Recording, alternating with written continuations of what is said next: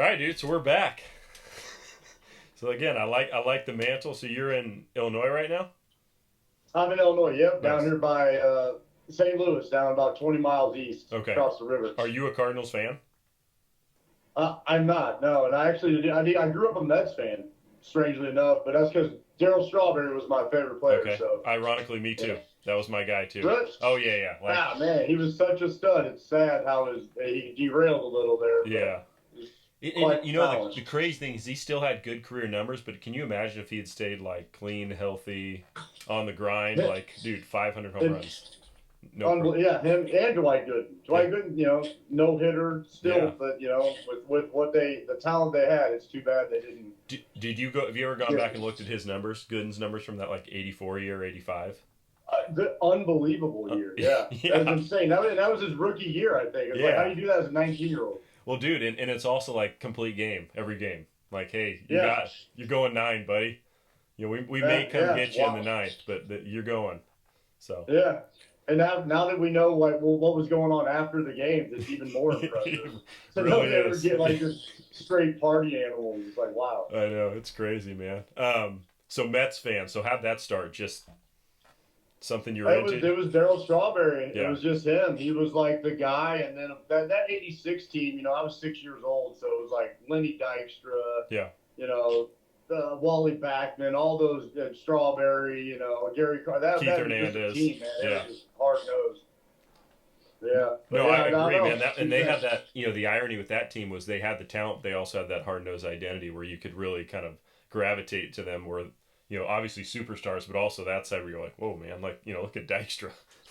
Like heck, Oh yeah, it was insane, man. It was and crazy enough in my career, the last 2 years I played in AAA, Wally Backman was my manager, oh and it boy. was absolutely unbelievable to have him as a manager, man. I was a veteran guy, so he took to me as like an older mentor guy, so I got to get a little inside Yeah. uh, behind the door with Wally, man. He was a great guy. He gets fired up. Oh yeah, he does. And plus, you had big league experience at the time, so that I'm sure you're golden in his mind. Yeah, yeah, yeah. You go out there, and he's looking for you to be a little bit of a leader. Yeah, and then yeah, of course, that little bit of experience. Yeah, he took that differently probably than a guy who was just getting there Yeah, or for sure. whatever. But yeah, Nice. Well, hey man, take me back. So obviously grew up a Mets fan, but how did your baseball journey start? Was it pretty standard? Did were you t-ball little league guy, or did it start later? no, I was t-ball. I played little league here in the town I'm from. I think we played 10, 12 games a year, every whatever once a week. On a Thursday at 6 or whatever, and then What town just is kept that? going. That was the only sport I played. Huh? What town are you in, by the way? Are you living in your I'm in hometown now? Edwardsville. What's that? Yep, Edwardsville, Illinois. Yep. Beautiful. Nice. Good deal. Okay, so little league playing Thursday nights at 6. Dad's coaching. No, no, no. I played just. I was just a guy who got like dropped off. Like my parents were busy, so I get dropped off and picked up. Sometimes they'd be able to make it and watch a game, but no, no dad coaching. I was just the guy on the team. I got the kids. The dad's coach. The kid played. He batted third, and I had to bat. You know how it goes. But Yeah, it's yes I do. Yeah. the kid of the dad's always playing shortstop, batting third. Yeah, exactly. But being left-handed, did you play any shortstop? No, I think I did play shortstop once though, actually, and all my whole career just out of necessity because you have to have somebody who can throw the ball across the field. Yeah. I, Yeah, that was I I played on a couple of teams that were quite bad news bearish. We were pretty beautiful. rough out there. That's good, man. Those are the good memories. We've all played on good Right, teams. The bad teams are even funnier. right. So okay, so when did so you said you only played baseball. When did it like kind of click to you where you were like, man, this is what I want to do to an extent of like I'm gonna try to play high school ball and move along. Well, I mean, my dream always, like I said, I mean, I was like so tunnel visioned on baseball. It was so unrealistic, like everybody has that. I want to play at the highest level as a kid, but I just was like tunnel visioned on it and being left handed. And then it just started working out when I was on the teams. I was like one of the better players, and it just kept happening. And then I got to high school and made varsity, and then went to junior college, and it just kind of steps just kept happening. I was a step at a time guy, and Yeah. it was just, grind it out and stay with it more than anything. You know how that goes. It's a lot of it's, the willingness to just keep grinding. So Yeah, that's no, all for I did. sure. When were you a high school, like when you made varsity, was it freshman, sophomore, junior, or were you kind of more standard? I made it as a sophomore, but I only pitched I think 4 games.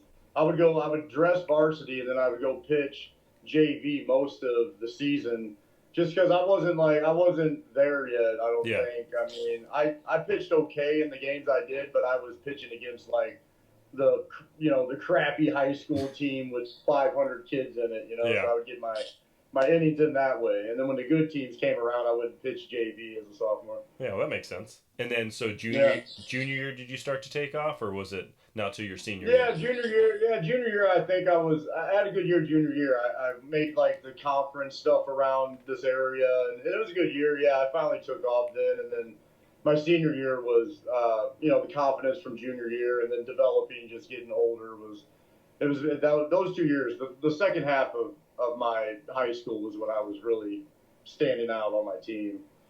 And was it just pitching, or did you get in the outfield at all, or first, or? I played first and right field until I was a junior, and then they tried to DH me, but I was just one of those guys, man. I forgot how to hit, and then I just was just a pitcher after that. Yeah, that's safe. That's all right, man. There's quite a few guys that do just fine doing that. And Yeah, so man. were any, I obviously know you did the junior college route, but was there any thoughts of going somewhere else? Was it the best option at the time? What were your options out of high school? Obviously had a good back half of your career. Yeah. Well, I mean, I was getting a little bit of looks for Division I stuff as a senior, but I was also just a idiot in school. I was getting in trouble. And I kind of narrowed myself down to junior college through my behavior, to be honest. So it's like this is kind of how it worked out, but it wound up working out okay. So Yeah.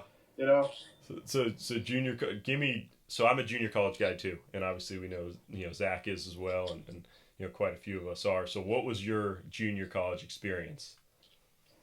it was cool, man. I mean, I went my first year. I lived at home, and it go to the games, and I drive back home, live with mom and dad, and I had a good year. But I played on a team who had a kid named John Reinecker, Yeah. who played in the major leagues also, and Yep. he had got drafted the year before. That's how I got my exposure. I pitched the game after he pitched, and Yeah. the scouts would still be there watching him. I was just luckily that way, and I had a good year. So then that's how I got into my sophomore year there, where I was a draft and follow, Okay. when that was still going on. Yeah, dude, that was a great setup. I wish they still had that. The I draft and know, I follow loved thing. it. Yeah, Yeah. it was good. I know Zach was also that. I didn't Yeah. have I didn't blossom from my draft to the follow as he did, but Yeah, it he timed didn't that work out well. like that. Yeah, He timed that one well, man. All right, so yeah. I mean, my junior college experience was awesome, but it was also quite crazy. I mean, coaching staff mellow, or was it? So California junior college can be a little nuts, and I'd imagine many states across the country have the same experience with junior college coaches.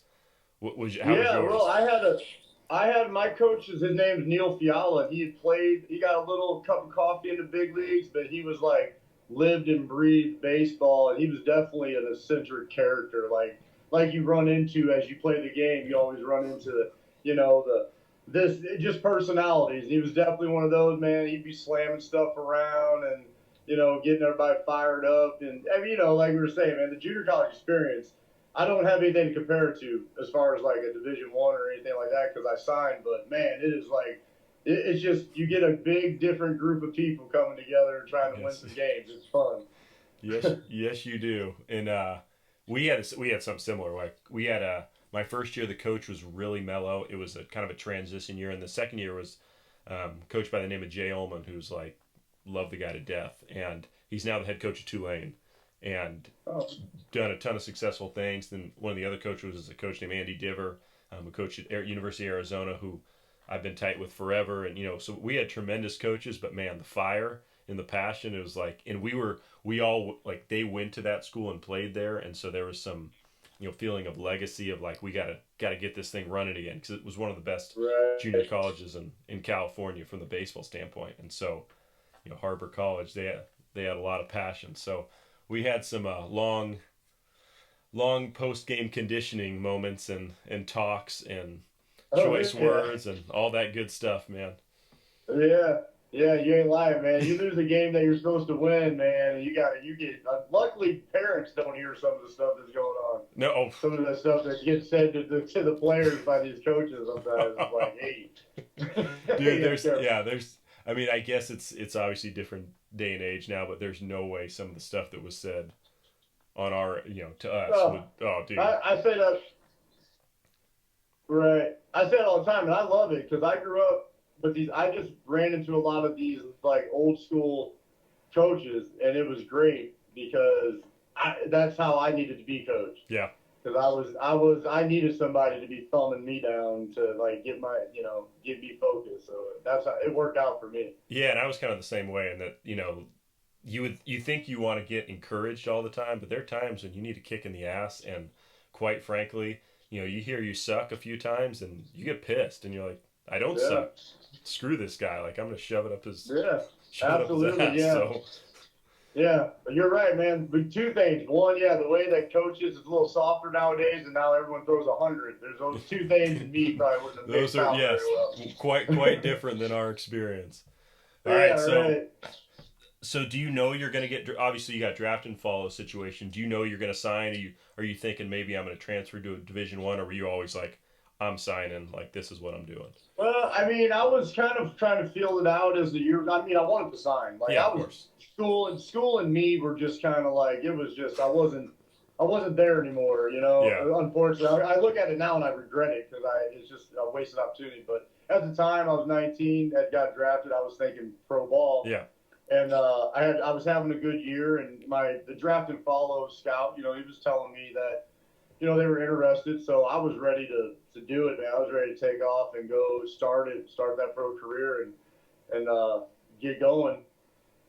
Of course, you never see it as you think it in your head. You're thinking like, of course, yeah. Let me go do this for a couple of years. Then I'm gonna be a big league for 10 years. Yeah, and the reality is, it's like you got to go get beat up at every level by all these guys who are better than you, and try to still scratch and claw. Yeah. And the crazy thing too is, I remember it. So I played at University of Florida, and we were loaded. We had a ton of talent, and I'll never forget going. Our first game was like in Brooklyn or something. Our second game was in Brooklyn. First game was a Sunday against Auburn, which was the Blue Jays, and it was Brandon League, and he was throwing 99 from like low three quarters, and I'm just like, what is this? First off, right. And then the next night, there's a sac fly ball to right field, guy at third base. Tries to score, Dominican dude, like 18 years old, throws an absolute missile to the plate, gets the guy out. And two things like I'd never seen in my life. Never seen a guy throwing sidearm 99. Never seen a guy throw out somebody from 320 feet on a line.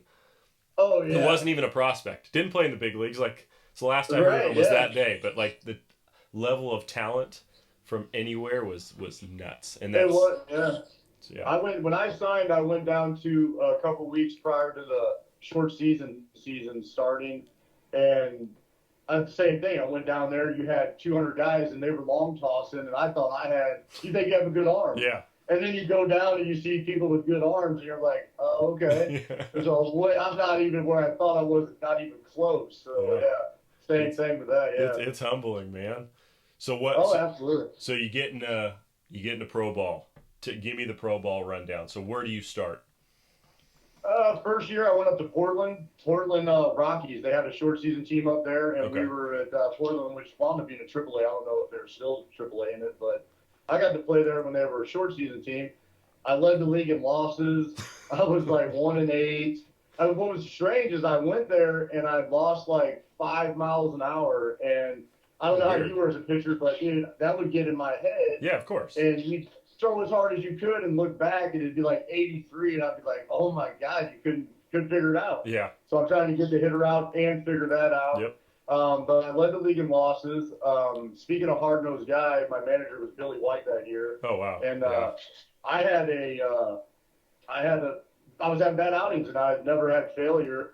So I was, showing my emotions out there. And one time he snapped me up in the dugout by my shirt, put me up against the wall, and was calling me, everything you call someone that you don't think's a man Yeah. in front of the whole team, and embarrassed me. But it lit a fire. And that's kind of stuff I needed, because I was being a baby out there and showing up my teammates. And yeah, I mean, he was one of those hands-on Yes, he guys. was. But I love Billy, man. He was wanted to be one of my favorite managers of all time. He was Yeah. an awesome guy.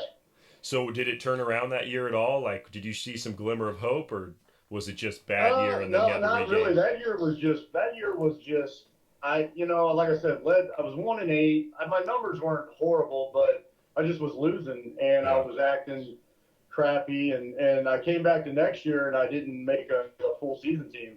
And I really didn't get ready in the off season. I didn't really know much about it, so I just came in. I wasn't ready, and I hung around in short season, or into the extended spring training. Then I wound up going to Tri-Cities the next year with the Rockies, and I had a little bit better year. But I got to link up with Jim Bennett, which is the pitching coach that I love, Benny, man. And me and Zach had Benny for a couple of years, and I swear if we could have kept Benny and not had to get mixed in with some of these other, I don't want to drop bad names on people I think were detrimental, but there's people that after I got rid of Benny, when me and Zach left Benny, man, it got rough. There's some. Yeah, I had a couple of those guys too. That's. Yeah.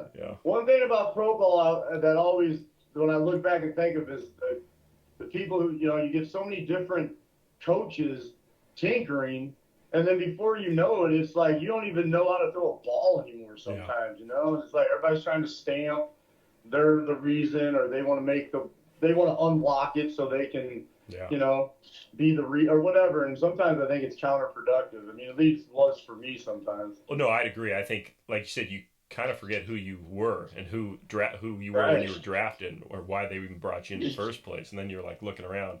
I'll never forget. So I had a coach, a pro ball pitching coach, tell me, I think a coordinator. Yeah, it was a coordinator. Tell me, you can't throw a split.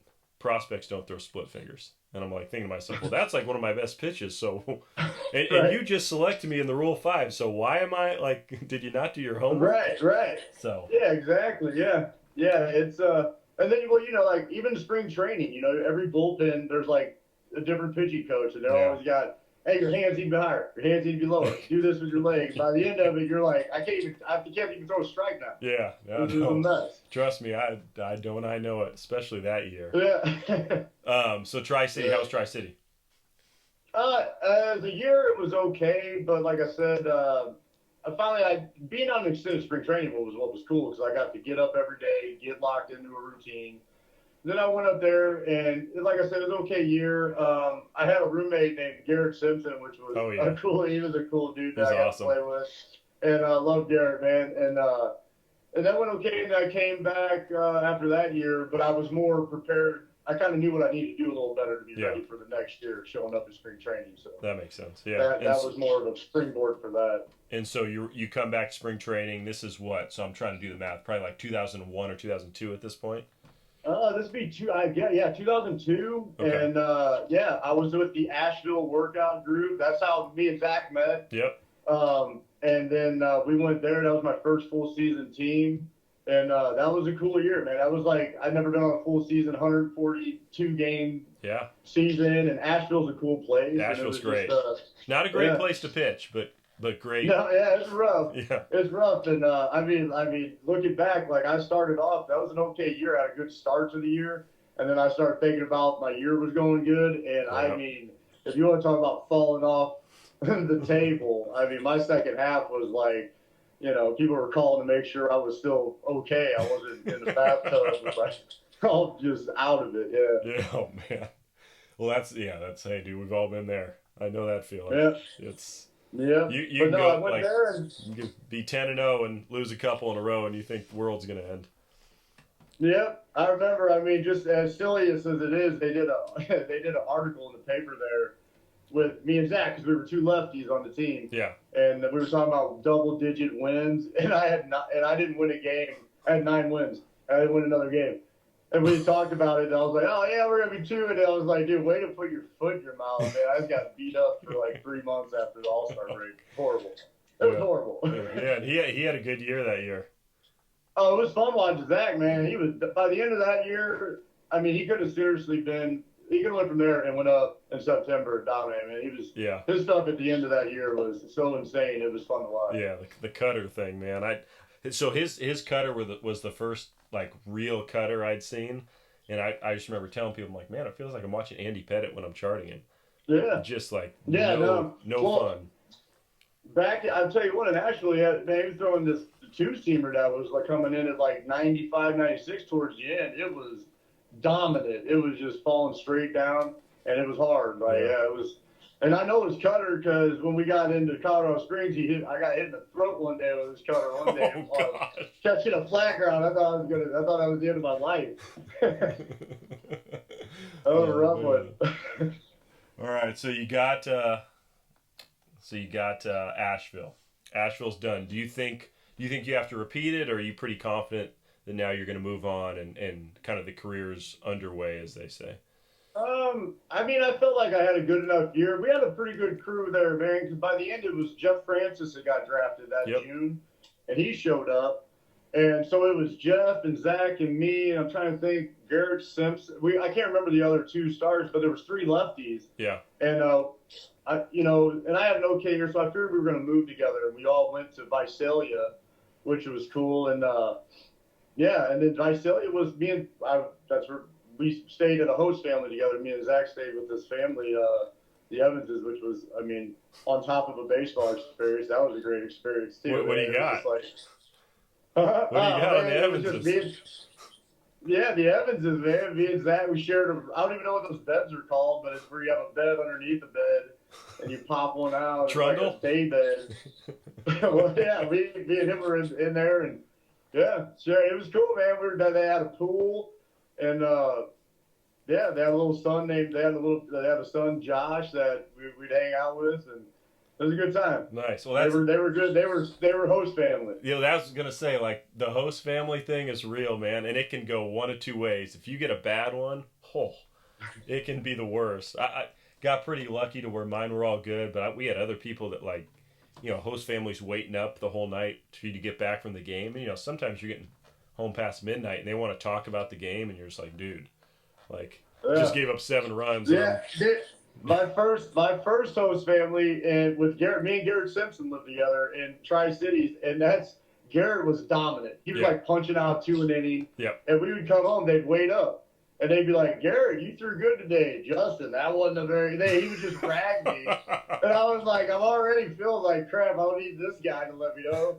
On top of it, man, he'd stay up just to tell me I sucked. I was like, thanks, man. I know, man. Gosh, it's so bad.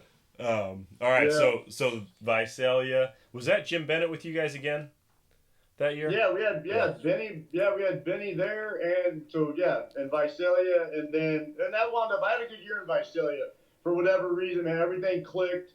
Like, I would make a mistake, it would be a line drive at shortstop, and then I would pitch good too. Yeah. And it was just one of them years where it just kept working out for me, and then we all went to, and we graduated to AA the next year. The staff, basically, we all went together again, and I got put on the roster in the off season. Oh wow, okay. So I came in. That was the first year I went into. So I went into camp, which was great, and it was something you always wanted to do, and kind of surreal just to be sitting in here with these guys, even though I was wearing like number 99. Yeah. The letters were so heavy, it was like choking me from pulling me back. But it was cool to be like being in the locker room with these guys was amazing. So and who was there? 2004, right? Give me the Rockies roster on that one. Like, who was around? Oh man, that was when Larry Walker was still there, and Preston Wilson, Todd Helton. I'm trying to think of the pitching. Mike Hampton was there. Okay. I think they had signed Hampton, and he was there. Denny Nagel. Oh, nice. Yeah. Was there, which was cool. I mean, some of those guys are like out in the stratosphere where they ain't gonna really chat with you. But yeah, I mean, Denny Nagel was a guy who would, you could talk. He was a cool dude, man. He would talk to you, and you could talk some shop with him. Well, yeah, and again, nice. Like, similar pitcher and good career. Yeah. Like, dude, Denny Nagel had a good career. Oh yeah, he did. I mean, yeah, so sleep. I mean, I guess he ain't really a sleeper because he made good money while he did it, so he Yeah. was known that he was doing good. But yeah, he quietly put together quite a nice career for Yeah. sure. It's nice. Okay, so spring Yeah. training, obviously, you probably figure you're not making the club that year. Go down, Oh yeah. go down to Double A, and yeah, run me through Double A that year. Who was your pitching coach? So Bomac. That year we had Bo McLaughlin was the Okay. pitching coach that Okay. year. Yep. Yeah, so that was we'd had Benny for a couple of years, so I'm getting a new pitching coach, and Bomac was. I love Bomac. We were, I don't know that I understood like we didn't speak the same languages sometimes on the stage. I mean, it was quite, it was one of those where we were changing things around a little bit here and there, and Yeah. by the end of bullpens, you'd be. I remember one time I threw a bullpen in Tulsa, and I just turned around and threw as far as I could across the street. Like at the end of it, he was like, and he would laugh. He would kind of chuckle. I think he enjoyed frustration, man. Yeah. He'd just be like ready to snap, and he'd just be laughing at it about it. You're just like, oh man. So that was a rough one for me. That was a hard adjustment. Yeah. How was your year in '04? I think it was okay, really. I mean, it wasn't anything special. I got taken off the roster in the offseason. Okay. I mean, so it was that quality. It wasn't that quality. It was bad enough to get taken off the roster. Hey, but It the was that good news, kind I of was there in '05, and you weren't there. You were in spring, so you obviously did something. yeah. Well, we haven't talked about '05 yet, but I wish I was there because '05 I got beat to death in '05. Dude, So it's Colorado Springs. It's the worst. Yeah. I'll never That was forget. the second time The, I was saying, that was the second time I led the league in losses. oh, jeez. Oh. So I'll never forget. We're in Tulsa, and obviously you're always paying attention to what the next group is doing. Obviously the big league group, but yeah, I'm hearing about pitchers getting one out and giving up 7 runs. Like, and it's like there was a really good guy. I'm not even gonna bring up his name. Did it like twice. He's like, oh yeah, he went two-thirds of an inning, gave up 8, and he's good. He's like a first rounder. Place is miserable to pitch. Yeah. Yeah, it was rough, man. That's where I lost my changeup. My changeup was always my best pitch. Yeah. And I used to have like in the lower levels, I had this changeup I would throw like a 2-seam circle, and it would always fall off like a 2-seam. Right, get a lot of swings and misses. And I got to Colorado Springs, and it just the thin air started cutting in. Oh jeez. Yeah, the last thing you wanted to do.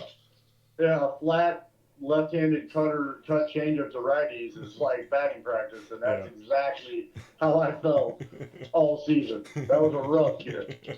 That was not a good year at all. But I got to work with Bob McClure that year, which, I mean, as rough as that was, that's when I learned to cut fastball. And without that year, learning that and grinding and struggling, I wouldn't have.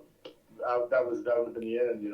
Learning that pitch change, it extended my career. Yeah, no, I believe it. So it's funny you bring that up. I played for a guy named Torey Lavello, who's obviously managing the Diamondbacks now. And when he was with Cleveland when I was there, and he talked a lot about Jamie Moyer with me because I was soft lefty, didn't throw extremely hard. And he used to tell me that like Jamie Moyer didn't become Jamie Moyer until he got a cutter. And he said then he had something that could throw with some teeth that was coming in on a righty, and then opened everything up. So it sounds kind of similar in the sense that once you had something boring in, that now that changeup became effective again. Yeah. Bob McClure told me. I remember one time, like I said, I was struggling really bad, and we were working on mechanics and new grips, and I mean, actually, the first time I met him in spring training that year, he watched my bullpen, and he was like, "Your curveball's too lazy. That changeup ain't gonna work, and your 2-seamer don't move." And I was like, "Wow, dude, this is rough. Like, I'm getting ready to go to the highest level I've ever been at. And you're telling me we got to revamp all this stuff." Other than that, you're great. And and we did. But yeah, I picked up that cutter, over time. And he had asked me one time what I would throw. He was like, "Game's on the line, 3-2 count, bottom of the ninth, up by 1, bases loaded. What are you throwing?" And I said, I don't know who's up. And he's like, it doesn't even matter. If you don't know what you're throwing in that situation, you don't know who you are, and you need to figure it out. And I was like, okay. And that's why I learned that cutter, and it didn't matter after that, man. 3-1, 2-0. If I was in a pinch, I needed something to have confidence in. That's where I went. Yeah, that's great. I've never heard that before, but that's awesome. That's a great piece of advice because, yeah, you should know. Like, you should be like, this is what I'm going. This is my go-to pitch. This is what I'm going. You know, I'm either gonna live with. He told me, that's what he said. He said the wrong pitch with conviction is better than a right pitch with doubt. You know. Yeah. And I was like, no doubt. Yeah. I learned that the hard way. He's pretty good, man. Everybody speaks really highly of him, and you know, just one of those. I mean, how long's he been a pitching coach in the big leagues for a while? I mean, I don't know if he is currently, but on and off for a long time. Yeah, I know. He that year after 05, I don't know if he went to the big leagues with the Colorado, but he wound up over with Boston. Oh, was it Boston? I thought it was the Royals. I'm not even sure exactly where he wound up, but he was full of knowledge. He was full of knowledge, and he was a cool dude, man. He was one of those guys. He had 20 years experience, so he was like, you know, he's like one of them veteran guys that was cool that you just want to like be around and hope that you could like pick up something through osmosis from. For sure. No, I know, man. Those guys are very valuable. And the smartest thing you can do is listen and just take in all the knowledge they can give you. No doubt, yeah. So now we're on 05, 06 now. So this is when things start going, man. Well, it went good 06, but at the beginning, I came into spring training. I quit throwing for like last 2 weeks. I didn't even get into a spring training game. Oh, really? And I finally went up to our pitching coordinator, Mr. Jim Wright, that like just throw it as hard as you can. But we had different arms, you know. I mean, that was one of the things about some pitching coaches. It was funny. It's like the guys who threw it by guys, like, hey man, just throw it by guys. Yeah, like, sometimes like, you don't work like that. But I went up and asked him, and he told me straight up. He was like, you know, Hamp, you should be happy if you make a team this year. And then which blew kind of like I didn't see it coming because I went to big league camp that year. And so I started the year on the double phantom DL, where I needed 2 injuries in the first week, or they were going to release me, is what they told me. And Mike DeJean blew out his elbow on opening night in the big leagues, and our second or third day starter was a guy named Juan Acevedo, and he like did some intercostal rib fracture on the first inning, and so they activated me, and then I came out cutter heavy, and I wound up having a good first half, and springboarded that year. I probably threw 90% cutters, because I figured I took what Mac had said, and I was like, man, this sounds like I'm on the cutting block, so if I go down, I'm going to go down throwing what I want to throw. Yeah. And it worked out. And so that was also a year, though, too. If you remember, the umpires went on strike. Yes. So the minor league umpires went on strike. Yes. So I was throwing backdoor cutters like all day, and they were just ringing them up. So I'm not trying to act like I was dominating anything. I was taking advantage of whatever was given to me. Hey, so there's talent in that. There's skill in that, man. You got to do that. I remember the hitters hated them. Oh my gosh. Oh man, they were great. It was the old school high school, man. You just walk them off the outside corner. By the end of it, the hitters can't even hit it with their bat if they threw it. Threw their bat at it. It was great. But yeah, I did that year, and then I got called up in September, and that went okay. I pitched actually okay my first couple outings for the Rockies, well enough that they gave me a spot start. Yeah. And I think I gave up 8 and 5 innings. Like, it was a rough start. They were trying to get me the win, give me 5 innings. Yeah. I think we scored like 15 runs, but I just it was too much. It was hard, you know. Yeah. Going through the lineup multiple times is a lot different than coming in and, facing 6, 7, 8 one time. So I only got so many ways I can get somebody out before I'm exposed. Well, if you're going 90% cutters in the big leagues, they're like, it better be Rivera's cutter. It definitely was not. So what was the experience like when you got called up? Like, was there a certain moment? How did they do it? Well, I had a manager, Tom Runnels, who I had in AA, and he wound up being my AAA manager. And me and him had a little bit of a rocky relationship in AA. And then AAA, it got better, so he called me, and it was cool, because we had, like, made amends with each other. So it was cool, call me in, hug. I was excited, obviously, called my family and my wife. She was my wife at the time. But then I got up there, and I didn't pitch for, like, 6 days. Like, I sat in the bullpen and just stewed on it, They would not put me in a game. was nervous, man. Just like every time the phone would ring, you just wanted to get it over with. Yeah. And finally, they brought me into the day game. We played. We're playing the Nationals, and they brought me in to face Alfonso Soriano to switch him around to bat right-handed. Okay, got it. Because they were like, we want him to hit his natural way because he's better. I guess he was hotter left-handed at the time. So that was my first hitter. So I mean, couldn't feel my legs on the way in. Throwing the ball to the backstop the first couple throws, and then the first pitch I threw was a cutter, and I hung it right down the middle, and he took it. And I was like, holy cow, you know, because you think in your head that mistakes are going 500 feet. Yep. And I threw it, and he took it, and I was like, okay. And it settled me down a little bit. And then I wound up getting, I forget what he did. He got out. I think he popped out. And then I got my feet wet, got an inning in, and it was cool. Nice. It was nice. And then I was like, you could exhale a little bit, yeah. You know? And you know, again, like the night game is cool, but the day game kind of even better because you probably went out to eat after and had a good night. Yeah, and I'm trying to think. I know my wife was there, my girlfriend at the time, but I'm not sure if my family was there. They had came out right away, and I didn't get the game. Yeah, of course. So they came out. They like drove out from Illinois to Colorado to watch, and then I never even got in. So I think it was just windy at that time. Nice. That's cool though. That's awesome, man. And so got in a couple more times that September and so how'd you feel after the year? Like, do you feel like I belong, or like I got a shot at this, or what was that experience like? Man, I tell you, that was so whirlwindy that year towards the end because I had signed to play Mexico in the winter, and I didn't think I was going to get called up because we had a pitcher, another lefty in our bullpen in Colorado Springs named Steve Collier, who had dynamite. I mean, he was like a 95 off the table wipeout slider left-hander, and but he stumbled the last couple of weeks. So I was surprised because they were bringing a lefty in for the pin. Yeah. I thought it was gonna be him, so I didn't see that coming really, and so I didn't really know because I pitched well out of relief, but I got lit up in that start, so I had no idea what was going on, and I think it was like November, right before they do the 40-man roster, they took me off the roster, the Rockies. I got a call from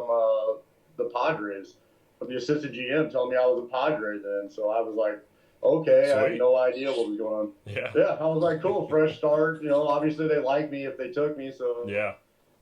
See where that goes. You get out of the thin air too. That changeup works again. again. Oh man, you know the Colorado Springs. You would pitch there, and then you'd fly to play New Orleans, and they were like under sea level. Yeah.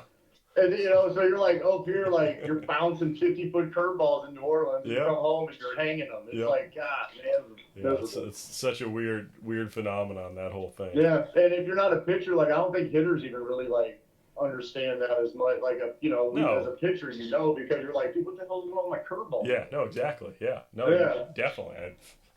I hated it. Dude, I hated all the thin air because I was a curveball guy, and so nothing was happening. Yeah. Like you're spinning it and you're waiting for it to like have the extra gear and nada, and it's just getting crushed. Yeah, you just keep spinning. You're like, all right, I'm supposed to start dropping now. And then the guy just, you watch the outfielders, you see the backs of the outfielders running. You're like, that ain't good. Yeah, no, that ain't good indeed. All right, so you're with the Padres. So run me down the last half of your career. So what I'm interested in is, obviously you do well with Padres, and then there's this hole, and then you get back. So run me through like the last 5 years where it's like. Oh, right on. Yeah. No, I got. You threw well, man. Like looking at your numbers, you threw well. Yeah. No, the Padres was cool. Like I came in, and I had a good spring, but I went. They already had their bullpen set, so I went to Portland. But I was pitching well, and I put a good impression in. And someone stumbled out of the block, so they brought me in, and I was a long relief guy, which was great because I'd always been a starter. Yeah. So, when you're long relief, you do your 3 innings and you got a couple days off. It was like a modified starter routine.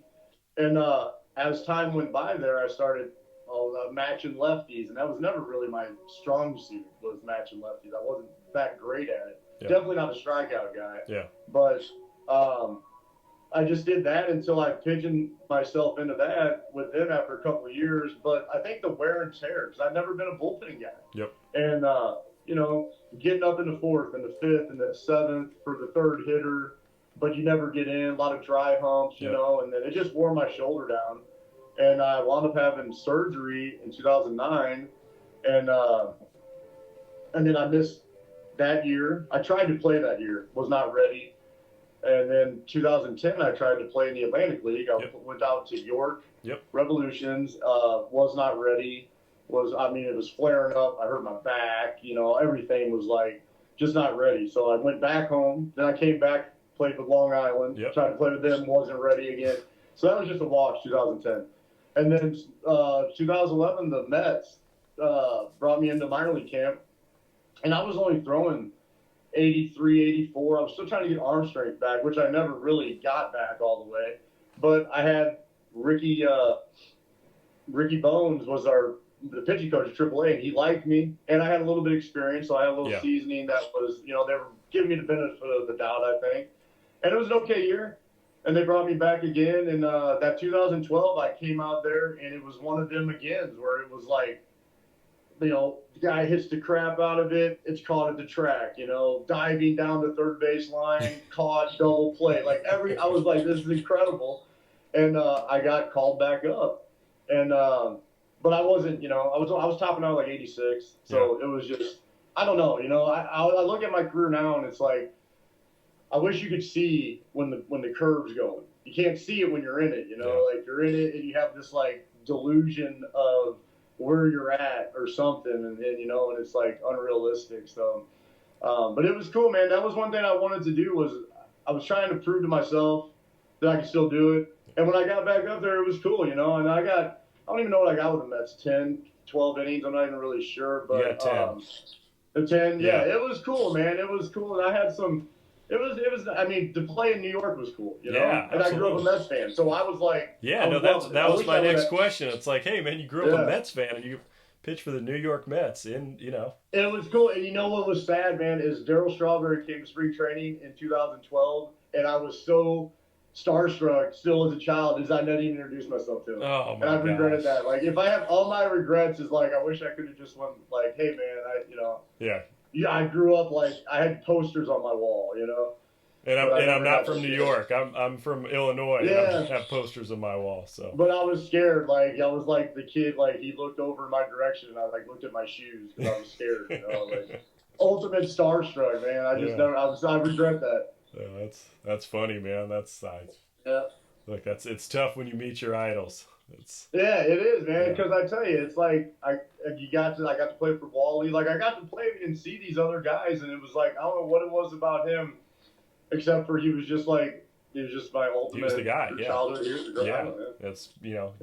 I just froze up. We have these guys that are like our heroes, and probably part of the reason you play because you want to be like that person. So when you see him in person, it's tough to do. Yep, it did, man. If I could take one thing back, well, I can take a lot of things back in my baseball career, but one thing would be that. Yeah, I'd sure like to shake his hand. That's great. All right, so what was playing for Wally like?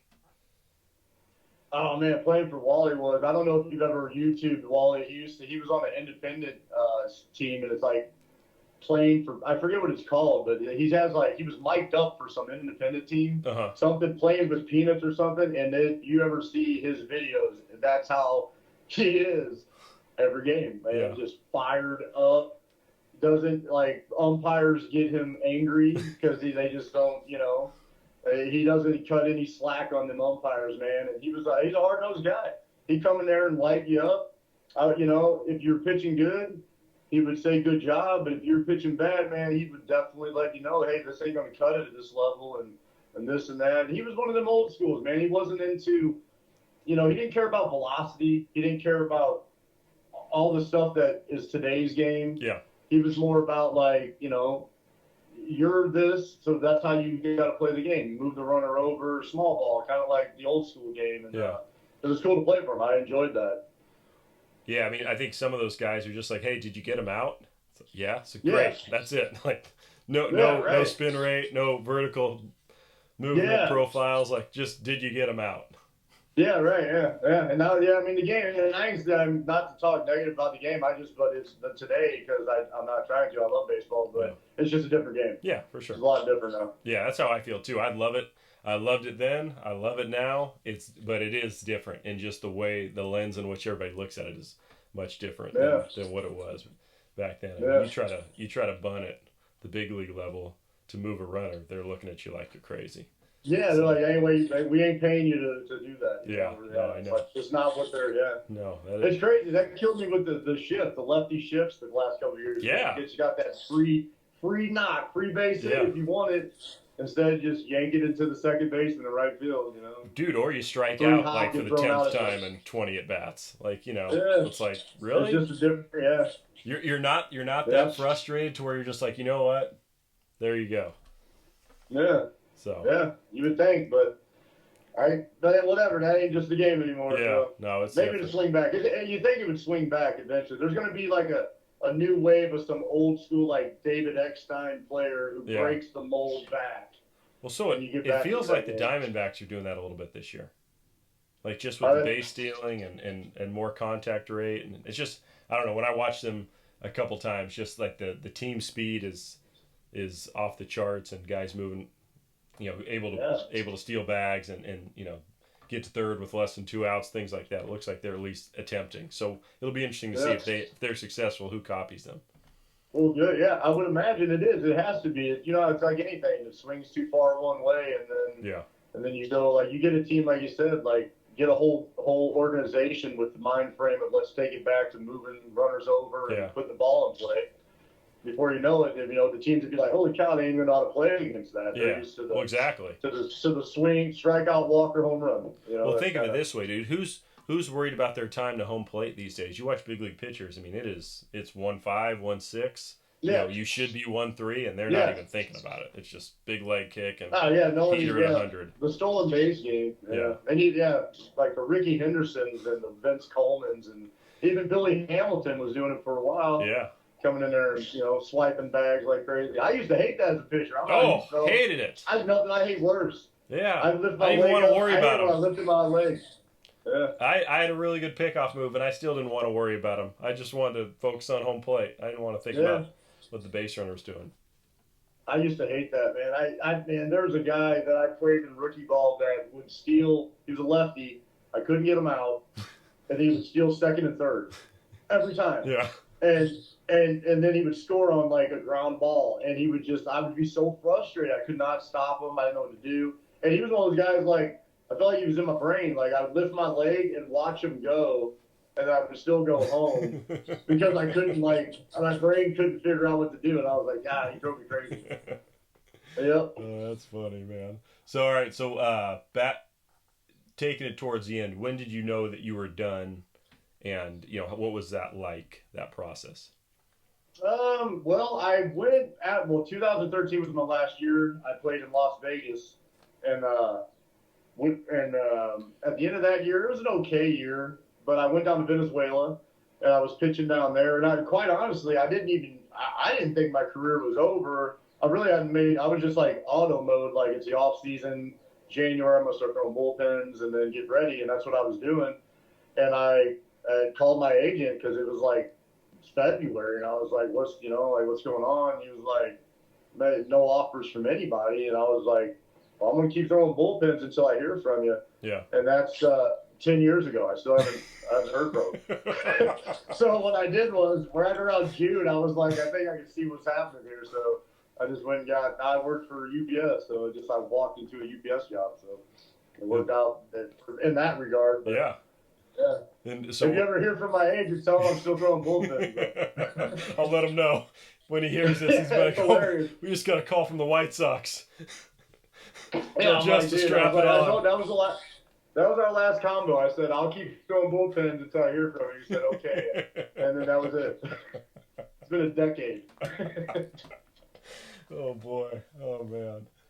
All right. So how that, I mean, any bitterness, or you just been like, it is? No, you know what? I just was like, well, at that time I had, by 2013, 2014, I was married for 6-7 years and had 2 kids. So it was like, I was throwing bullpens. And I was like, man, this is like, I got to do something here, man. I got real life going on. So I just stopped, and like I said, it worked out because apparently, there's no offers coming anyway. And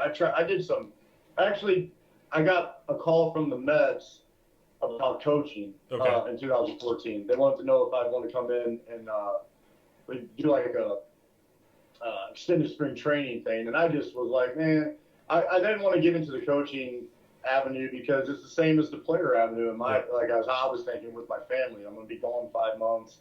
My kids are, 4. My oldest was 5 at the time. Yeah. I don't want to keep leaving, and then start that road. It's the same road, you're going to go do a rookie ball. Yep. And then you're going to try grind up, and you hope you grind up. You might not. Yeah. Like that's the thing. It's that's the hope, but you just never know with all that stuff. Like your career's in somebody else's hands. You could be amazing. But exactly. They don't think you are. And I would imagine if I had to guess on the coaching side, there's probably a little more of a political avenue with that. You got to get lucky and have someone like you anyway on the player side. That for me, it was like I was never the best left-hander on any team I played on. I played, like I said, with Jeff Francis and Zach Parker for three staffs in a row, and I was the other guy. I was the other lefty, But it just, and that's just the way it was. But it was cool, to play with those guys. And like I said, I think I always got slotted in luckily because it was like the guys who had like the stuff, and then I would like sneak in there, and be like, here's a changeup for a while. And then by the time they figured it out, I was gone. And then somebody came and throwing 95 again, and I was like, all right, cool. Yeah, there you go. Keep pulling them. Yeah. So, but then you have to have somebody like you catch a break. That's how that stuff works, in my opinion. It's like I don't know how many people I played with or watched play or charted in the stands that had way better stuff, And it's like for whatever reason, it doesn't work out sometimes for some people. It's crazy, No, I agree. There's a lot of dudes that you feel like you played with that should have been 5-time All-Stars, 15 years in the big leagues, and like maybe got 2 starts and just it didn't happen. Yeah, it's wild. It is. It's crazy. And you're just like that Billy White guy said that. I was to bring him back up again. He told by my first extended spring, he said 10% of players who sign, they're the stars. They're going to make their millions. 10% are going to play a season or a half season and be gone, and that 80%. That you need luck, you need a break, you got to put in the work. There's a whole bunch of them in that same little pool. Yep. Trying to grind. I know that That's pool. just how it really is. Yeah, I know that pool well. Yeah, it is. It's like, man, you just need you get somebody who likes you or someone who doesn't, and it makes the difference in your career. Yeah, for sure. It does. So life now. What are you up to now? Now I'm UPS. I work, get up, go deliver packages all day out in these UPS trucks and come home. I've been married almost 16 years. Oh, nice, dude. Got a 14-year-old and an 11-year-old, and doing the dad thing, nice. Husband and dad. There you go, man. Yep. Beautiful. It's cool, yeah. Watching MLB London games.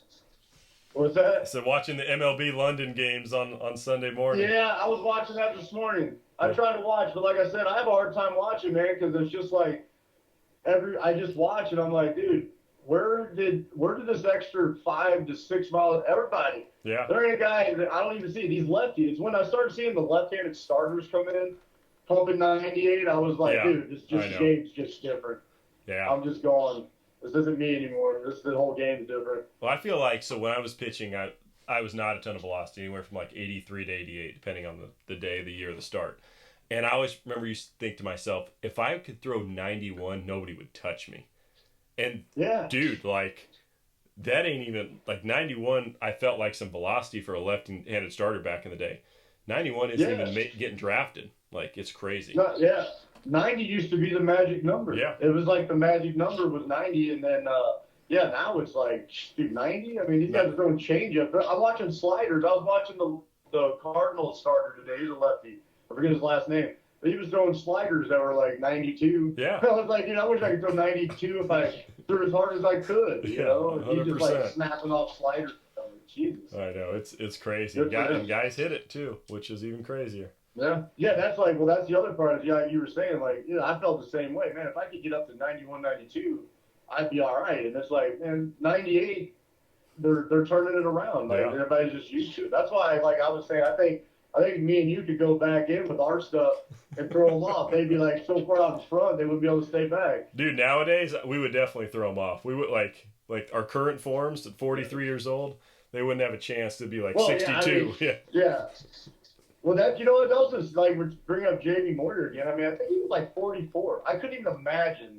I haven't thrown baseball in 10 years. Yeah. I don't even throw. Like I tried to do some lessons with some kids, but that was the thing. I would like throw like 30 minutes with like a 10-year-old, and then I would be like, oh my god, like this arm is like I couldn't imagine doing like the baseball season. Yeah. I agree. Yeah. 100%, man. That'd be wild. Yeah.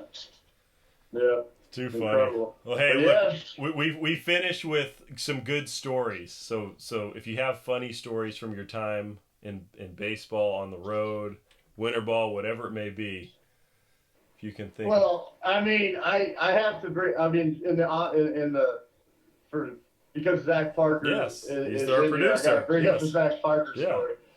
Because I mean, first of all, me and him were roommates for a couple of years, and I mean, it was fantastic. I mean, Yeah. I have so much great memories of A-ball, AA, and all that with him. But gosh, man, I mean, our year in Visalia, we had the host family thing that got to be a little much. But one story, and I want to bring it up on Zach because it's his story. But we were in Little Rock, Arkansas, Oh. and we were. And first of all, it was just I don't know if Little Rock's got a new stadium, but It does. Yeah. No, it's not the Jurassic Park one anymore. Yeah, it was a bad one, and we were and Zach was going through it on the start. He had a rough start, and we were walking. There was a McDonald's. It was across the bridge from the hotel, and he was in dumps, man. It was a bad start. He wasn't feeling good about it. We went over to get some food, and by the time we came out, it was pouring down rain, and we were walking back, and he's already having a bad day. Now we're getting poured down rain, and as we get to this overpass, the bottom of his McDonald's bag falls out, and all of his food's gone. And he's just like, I mean, he's over it, man. He's over it. And I started busting up laughing, and then he started laughing, but it was like, it almost was like it needed to happen to, like, let the pressure off, man. And he didn't want to go back. He didn't even eat. He didn't even go back and get food. He was done, dude. Just brought that bag back. Yeah, that's my day. I think we stayed up all night watching, I think we stayed up all night watching Family Guy. We didn't go to bed. We went and got waffles at like 8 in the morning in the lobby. It felt like crap the whole day. Yeah, But that's what you do. You know the grind in minor league ball, man. It's like, God, man, you got to figure out how to get through it. Yeah. You got to get through those days, man, because it is a grind. Yeah. Yes. Yeah. Well, good stuff, man. I appreciate it. It's good seeing you. God, last time man, good seeing you guys too, man. Zach, I love you, man. Love you guys. Congratulations on the engagement. I can't believe the man, the myth, the legend is going to be a married man. Yeah, that's wild, right? Didn't think that day was coming at all. I'm happy and surprised at the same time. I love it. But anyway, man, it was great seeing you guys and talking, dude. Yeah, good chatting, dude. Yeah, thanks again, Jess. Have a good one, brother. Later. All right, later. See ya.